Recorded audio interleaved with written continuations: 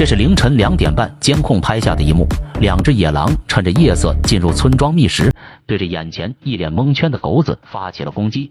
狗子有苦难言，要是平日不被拴着，也可以和野狼进行周旋，但现在的他如同砧板上的鱼肉，任狼宰割。越来越多的狼相继赶来，显然这是一场有预谋的袭击。被拴的狗子和狼群应该也是老对手了，但是没有主人在身旁，狗子身单力薄，根本不是群狼的对手。旁边的狗子着急的对着野狼叫喊，希望能帮助自己的同伴，但是碍于狗绳的存在，只能隔空为狗子加油。野狼配合有序，不管再忙，总有狼站岗，有狼放哨。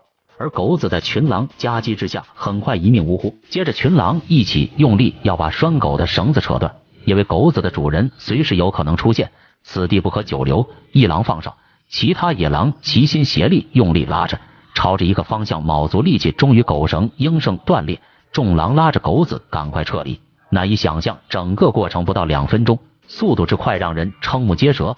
狗子最终还是葬身狼口，但如果解开狗子的绳索，在狗仗人势的加持下，狗子不仅极限拉扯，还自信回头，看到野狼胆敢追击，上前就要以命相搏，但转身就被咬了屁股。虽然有些狼狈，但没有狗绳的牵制，逃命还是绰绰有余的。可怜了被拴狗绳的远方老表了。我们可以看到狗子和野狼还是能过2招的，而狗子们的目标也很清楚，就是拉扯野狼。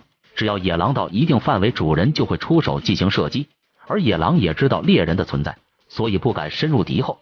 在二狼后面大群野狼埋伏，只要狗子胆敢追击，瞬间就会被包围。看着野狼不停的挑衅行为，狗子们沉稳应对，坚决不离开主人太远。看着野狼撤退，狗子们驻足观望，不再上前追赶。